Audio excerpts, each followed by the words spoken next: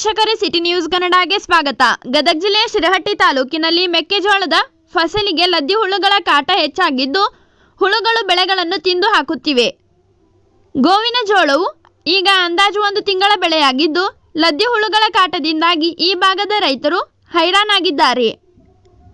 ಕಳೆದ 1 ತಿಂಗಳಿನಿಂದ ಸುರಿಯುತ್ತಿರುವ ಜಿಟಿ ಮಳೆಯಿಂದಾಗಿ ಬಿಸಿಲಿನ ತಾಪಮಾನ ಇಲ್ಲದೆ ಬೆಳೆಗಳು ಹಲವು ರೋಗಕ್ಕೆ ತುತ್ತಾಗುತ್ತಿದ್ದು ರೈತರು ನಿಜಕ್ಕೂ ಕಂಗಾಲಾಗಿದ್ದಾರೆ.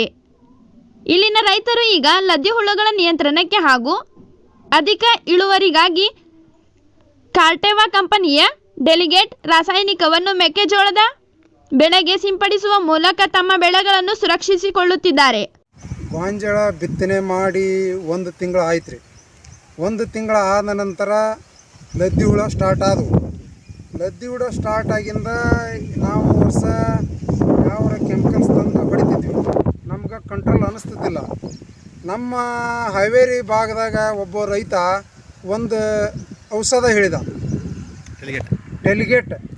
ಅದು ಟಾನಿಕ್ ಹೌದು, ಹುಳನ ಸಾಯಿಸ್ತದೆ. ಆ ಟೈಪ್ ಒಂದು ಟಾನಿಕ್.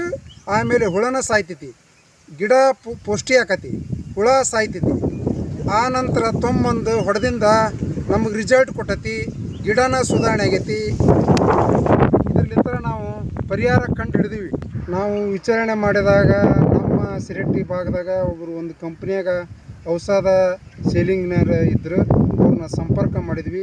ಅವರು ನಮ್ಮಲ್ಲೇ ಒಂದು ಔಷಧ ಐತಿ, ಇದನ್ನು ಹೊಡ್ರಿ ಅಂದ್ರೆ ಆ ನಂತರ ತಂದೂ ಹೊಡೆದೀವಿ. ಅವ್ರು ಹೇಳಿದಾಗ ನಮ್ಗೆ ರಿಸಲ್ಟ್ ಸಿಕ್ತು.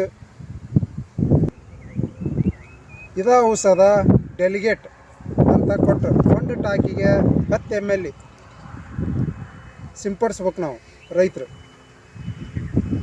ಶಿರಹಟ್ಟಿ ತಾಲೂಕು ಸುಗ್ನಳ್ಳಿ ವೀರಪ್ಪ ಸಂಗಟಿ.